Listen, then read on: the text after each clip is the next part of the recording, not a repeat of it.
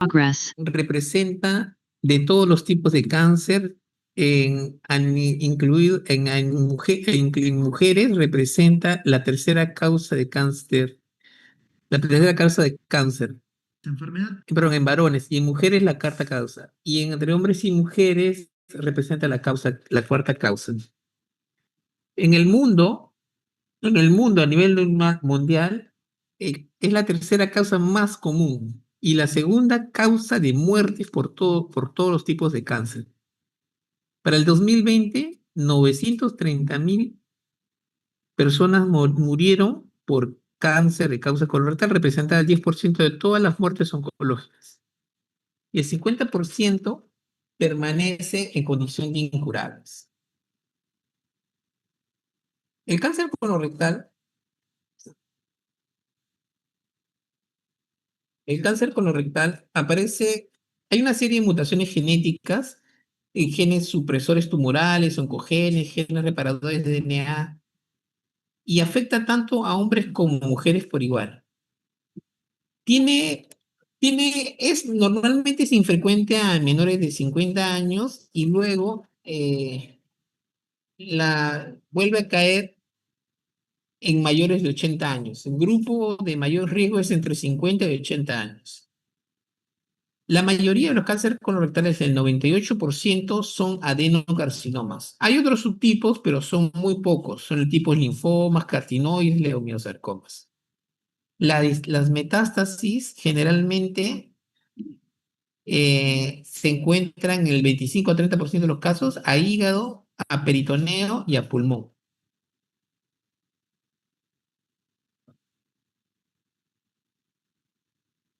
Bueno, hay factores de riesgo o factores que pudieran condicionarte causa colorectal. Hay síndromes hereditarios como la politosis adenomatosa familiar y el síndrome de Lynch, que es el cáncer colorectal hereditario sin pólipos. Estos síndromes son se encuentran en el Perú, en el poliposis adenomatosa familiar hemos visto varios casos en el hospital. Tienen más de 100 pólipos por campo y cada uno tiene la potencialidad de hacerse cáncer, ¿no? La edad es otro factor de riesgo, mayor de 45 años, antecedentes familiares de cáncer colorectal en familiares de primer grado, o sea, papá, mamá, hermanos. Antecedentes que haber tenido adenomas colorectales o cáncer de ovario. La enfermedad inflamatoria intestinal, por ejemplo, la pancolitis aumenta de 5 a 15 veces más el riesgo de cáncer colorectal. Antecedentes de irradiación abdominal y otros que son importantes porque son modificables, como la obesidad, la diabetes, el tabaco, el alcohol, el consumo excesivo de carnes procesadas y la poca actividad física. Existen también factores protectores. De los que se conocen, los AINES, específicamente la aspirina, a dosis de 75 a 325 miligramos al menos 2 veces por semana durante más de 10 años. Disminuye la incidencia de cáncer colorectal proximal y la mortalidad relacionada. Aumenta, pero tiene la parte negativa, que aumenta los casos de hemorragias mayores y hemorragias intracraneales. Otro factor protector es la dieta rica en vegetales. La dieta rica en vegetales también es un factor protector. Especialmente las crucíferas, brócoli, coliflor, col, rábano y salvado de trigo. La ingesta de folatos, la dieta baja en calorías y evitar el consumo excesivo de alcohol. Bueno, lo importante del cáncer colorectal es esto, su comportamiento. Desde acá tenemos las células de la mucosa colónica normales o saludables. Va a haber una serie de eventos que va a demorar de 10 a 15 años hasta generarse un pólipo, un adenoma o un pólipo benigno. Luego ya la evolución es errática. Esta es la ventana de oportunidad. Tenemos todo este periodo para hacer la búsqueda activa y descartar lesiones premalignas para evitar la formación del cáncer. Bueno, esta es la evolución natural de la enfermedad, la mucosa normal, hay una noxa, hay alteraciones genéticas, hay hiperplasia, adenoma, metaplasia, displasia, cáncer in situ, cáncer invasor. Ya. ¿Por qué es importante los estadios tempranos? Mire, por ejemplo, aquí tenemos estadística de cáncer colorectal temprano, es aquello que se limita a la mucosa y submucosa independiente del compromiso ganglionar.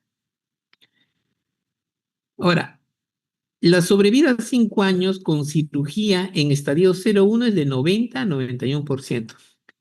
La sobrevida a 5 años luego de una resección endoscópica de un carcinoma intramucoso es hasta el 100%.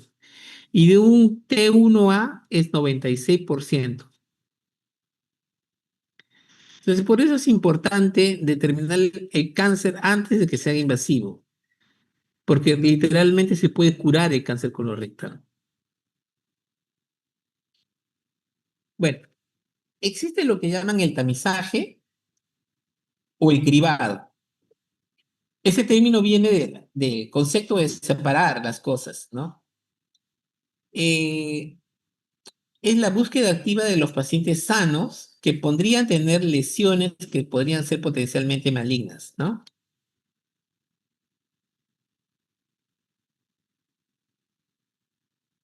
Hay dos conceptos diferentes, el cribado preventivo y la detección temprana.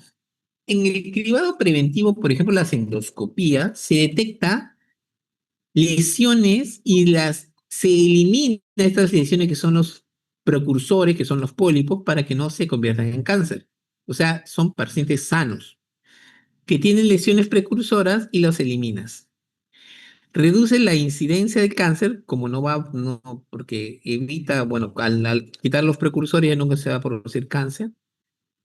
Y lo otro bueno es que como este periodo de ventana es largo, te permite hacer este cribado preventivo endoscópico de un periodo relativamente largos, ¿no? Otra cosa es la detección temprana. En la detección temprana se detecta cáncer incipiente. El otro es diferente porque en el otro no hay cáncer. Acá sí hay, pero incipiente. Detecta cáncer en sus estadios iniciales. Solo reduce la mortalidad y el problema es que perdón, el intervalo de las pruebas tiene que ser frecuentes. Ah, En la fase de cribado, hay dos posibilidades, las pruebas fecales y las pruebas endoscópicas. De los hallazgos, si se encuentran resultados positivos, todos tienen que pasar con la colonoscopía y luego tiene que haber un seguimiento dependiendo de los hallazgos.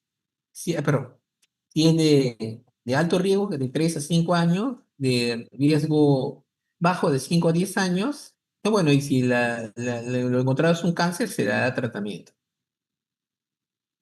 ¿Cuáles son estas pruebas fecales? Hay dos pruebas fecales. El test de Guayacol, que ya no se usa, es el TB no tradicional. Y ahora hay un TB, pero una prueba inmunológica, test inmunológico fecal que le llaman el TB enzimático. El test de Guayaquil ya no se usa, el test inmunológico fecal es el que se usa. La diferencia del test de Guayaquil solo te da cualitativo, el test inmunológico te da cantidad, cuantitativo. La línea de referencia es los 20 microgramos de hemoglobina por gramo de heces, ¿no? En algunos países, como referencia, hay 80 microgramos. Esas son las pruebas fecales. Y las pruebas endoscópicas tenemos básicamente dos, la sigmoidoscopía y la colonoscopía. La sigmoidoscopía es una prueba endoscópica que se ingresa, es con el mismo equipo, pero solo se avanza el recto y al colon sigmoides, nada más, se explora esa parte. En cambio, en la colonoscopía se ve todo el trayecto de colon. ¿Cuáles son las ventajas y desventajas? La sigmoidoscopía es más rápida, no necesita sedación, la preparación es simple, solo con enemas, pero tiene que ser frecuente. En cambio, la colonoscopía ya representa más riesgos. El riesgo de sangrado, de perforación, es más doloroso, requiere sedación, a veces necesita anestesiólogo y la preparación es más compleja, ¿no? Porque no solo hay que extraer la sed, sino hay que lavar las paredes del colon.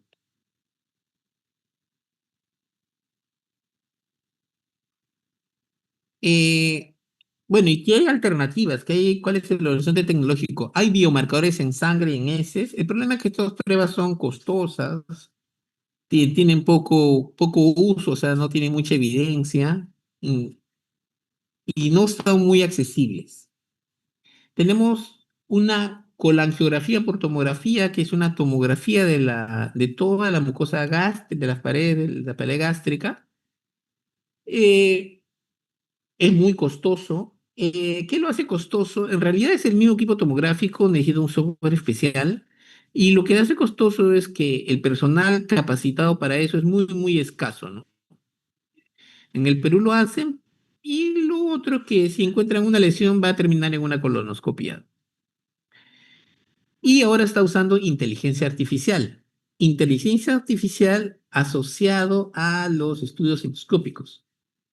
O sea, es una colonoscopía que tiene un software especial con inteligencia artificial que conforme van viendo las imágenes te va indicando las imágenes sospechosas, incluso te da sugerencias diagnósticas, te da estadísticas. Es muy interesante, lo hemos visto en demostraciones en unos equipos modernos. Y eso es lo que se viene. El otro problema también que, bueno, obviamente ese equipo es bastante costoso y y básicamente el acceso al equipo, ¿no? Es una tecnología que se está viniendo. Ahora, ¿cuál es la consecuencia del cribado? La consecuencia de una búsqueda activa de pacientes sanos, búsqueda activa de pacientes sanos, es que por más de 1.000 individuos cribados examinados, se detecta 1 a 13 casos de cáncer colorectal y se evita 2 a 7 muertes. Pero va a tener su contraparte, que como se hacen más procedimientos, por cada mil procedimientos, va a encontrar 1 a 2 eventos de sangrado grande y 0 hasta 1 evento de perforación intestinal. Hay otro problema también. Hay otra, la, el sobrediagnóstico. No todas las pólipos, no todos los pólipos se van a convertir en cáncer. Entonces, hacer una búsqueda activa, tú vas a tener un montón de pacientes con pólipos que nunca se van a hacer cáncer. Pero lo que es un poquito difícil de entender es que va a haber un sobrediagnóstico de lesiones precancerígenas. En realidad es bueno, pero va a enmascarar el estadio real de la enfermedad, ¿no? ¿Cuáles son las manifestaciones clínicas? Primero que el cáncer temprano, el cáncer incipiente, es totalmente asintomático. O sea, ningún síntoma se asocia a cáncer incipiente, ni dolor, diarrea, deposiciones, moca. Todas las manifestaciones clínicas se deben a cánceres ya avanzados. Si la lesión es en el colon derecho, va a haber hemorragia oculta, anemia, dolor abdominal. Si la lesión es en el colon izquierdo, alteración de ritmos evacuatorios, hemorragia o puede haber cuadro de obstrucción. Si la lesión es en el recto, puede haber proctalgia, dolor anal, tenesmo, tumor palpable, diarrea sanguinolenta. Y síntomas generales como astenia, anorexia, anermia o pérdida de peso o fiebre. Sobre la localización, la mayoría de los estamos hablando ya de cánceres avanzados, ¿ah? El 23% se encuentra en el recto, el 10% en el recto sigmoidea, 25% en el sigma y entre ellos se representan el 50% de los cánceres colorectal. Luego en el colon ascendente 6%, traveso 13%, 8% en descendente y el ciego 15%. ¿Cómo se hace el diagnóstico? Mediante anamnesis, examen física, exploración, si se pasa mal, pausa palpable y tacto rectal. Hay una bioquímica completa, función hepática, las pruebas fecales, el TB inmunológico. Algunos marcadores, tenemos el antígeno cancino embrionario, Como dato, el antígeno carcinoma oral alto en el preoperatorio antes de operar al paciente representa alto riesgo de recidiva y mal pronóstico. Y la elevación del CEA después de la cirugía te sugiere lesión residual. La colonoscopía es el gol estándar, es diagnóstico y terapéutica. Hay una alternativa de sigmoidoscopía flexible, el problema es que no se explora todo el cono, y como alternativa la cápsula endoscópica. Pero es una cápsula especial, una cápsula de colon, ¿ah? Con respecto a las imágenes, tenemos tomografía con contraste de tórax, abdomen y pelvis, que nos va a servir sobre todo para ver extensión de la lesión, si hay metástasis regional o complicaciones secundarias. La resonancia nos puede ayudar, por ejemplo, en el hígado cuando lesiones pequeñas que no se pueden ver por tomografía. El PET scan, la tomografía por emisión de positrones, nos sirve para ver lesiones aisladas en hígado de pulmón, aquellos que podrían ser candidatos a resección o tumorectomía. La colonoscopía es el gol estándar, ¿por qué? Es lo más importante porque nos permite localizar el tumor, hacer un diagnóstico histológico mediante la biopsia y caracterizar por imágenes la lesión. Detecta cánceres invasivos sincrónicos de 3 a 5% de los casos. ¿Qué son? O sea, uno pudiendo tener un cáncer, uno puede tener otro cáncer en otra parte del colon. También te puede detectar adenomas sincrónicos. Un paciente que tiene cáncer de colon puede tener adenomas en otra parte del colon, hasta el 30%. Idealmente, todos los pacientes con cáncer de colon antes de la cirugía deben tener colonoscopia completa. Y si no se puede, porque imagínense, hay una obstrucción intestinal y no se puede pasar, se le opera al paciente y después de la cirugía se le completa la colonoscopia. Pero todos tienen que tener exploración completa del colon.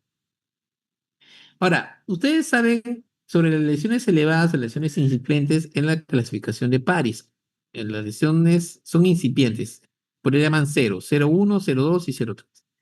Vamos a enfocarnos al 0,1 y 0,2. 0,1A es 0,1P y 0,1S es pediculado sésil, y 0,2 que son las planas, elevadas o planas, y las 0,2C que es la deprimidas. ¿Y de qué es importante? Porque acá se hizo un estudio en el cual se demostró que las lesiones 0,1, S y P, que son menos de 20 milímetros, muy poco es muy poco es la detección de cáncer invasivo. Y 0,2A y B, menos de 20 milímetros, es muy poco. Cuando ya es más de 20 milímetros, sí ya, la frecuencia de cáncer invasivo es alta. O sea, si tú tienes una lesión 0,1 o 0,2A y B y es menos de 20 milímetros, probablemente la lesión sea circunscrita, ¿no? Una lesión primaria. La otra forma de clasificación es el LST, tumor de extensión lateral. Hay de dos tipos, granular y no granular. El granular puede ser homogéneo, granular del mismo tamaño, o heterogéneo, diferentes tamaños. Y el no granular puede ser elevado o pseudo deprimido. Ese es el elevado y ese es el pseudo deprimido. Igual, las lesiones menos de 30 milímetros, que son lesiones grandes, y sobre todo los granulares son los que menos infiltran o menos hacen lesiones a distancia. Bueno, acá tenemos algunas imágenes endoscópicas con luz blanca y algunas características endoscópicas como la apariencia de expansión. O sea, es como una lesión que parece que rebalsa, ¿no?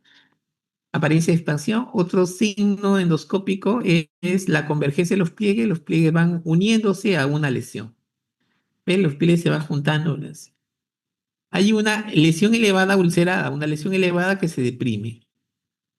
Lesiones elevadas erosionadas y hay una sensación de rigidez, pero eso lo va mediante la pinza. Uno coge la pinza y se mueve un bloque, ¿no? Rigidez. Acá tenemos ya lesiones, un carcinoma intramucoso con luz blanca y que es con azul de metileno, es cromoscopía. Acá tenemos un carcinoma invasivo, es una lesión deprimida, ¿ve? Y acá con cromoendoscopía se ve mejor. Hay alteración del patrón vascular. Es una lesión elevada, con cromoscopía. Otra vez más, de carcinoma, de lesiones grandes. Bueno, y después existe la clasificación TNM. La clasificación TNM nos determina el estadiaje. Tiene tres componentes: el T, que se refiere al tumor, el N a los ganglios regionales y la M a metástasis. Los estadios iniciales son del 1 al 4 y es útil para el pronóstico y tratamiento. Se considera, si el paciente no tiene recurrencia a 5 años, se considera curado de la enfermedad. Los estadios de 1 a 3 son curables y los estadios 4 se considera no curable. La supervivencia 5 años en estadio 1 es 90%, estadio 2 70-80%, estadio 3 de 40-60% y los estadios 4 rara vez sobreviven más de 5 años, la media es de 1 a 2 años. Los pacientes con cáncer colorectal con sospecha clínica, o sea, los que tienen cáncer colorectal con síntomas clínicos, o sea, tumor, masa palpable, sangrado, el 20% ya tienen enfermedad avanzada. El 30% ya tienen metástasis hepáticas a ganglios o a pulmón. Y el 30-40% ya tienen carcinomatosis. Con respecto a la poliposis adenotosa familiar, se considera cirugía electiva a los 18-20 años y luego se les hace seguimiento endoscópico. Y porque no se pueden sacar todos los pólipos, porque todo el estómago, todo el colon está lleno de pólipos. Se buscan los más grandes, los más sospechosos y se les saca. Pero ya a los 18 a 20 años se prefiere una colectomía, ¿no? El síndrome de Lynch es parecido al síndrome polipotósico familiar, solo que la rapidez de la conversión de adenoma a carcinoma es más rápida. Con respecto a los cánceres obstructivos, en el colon derecho también colectomía, con anastomosis ileocolónica, en el caso del colon izquierdo se hace seriamente cirugía de los Harvard. Con respecto a los tumores de recto, hay una técnica endoscópica, una técnica quirúrgica mínimamente invasiva que es transanal.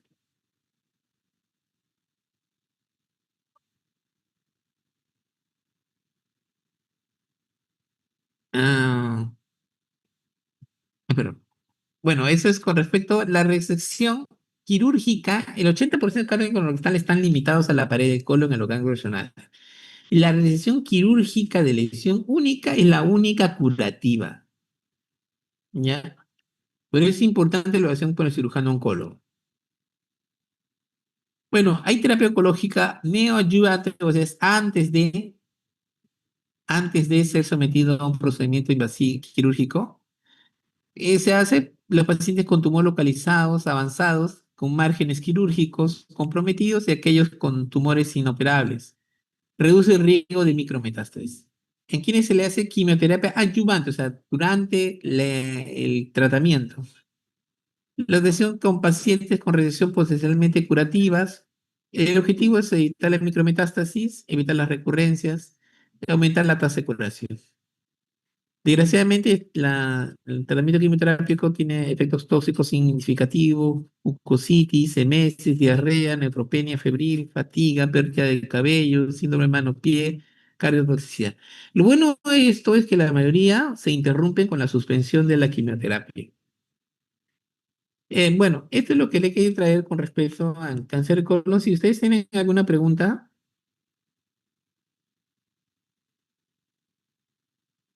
hola,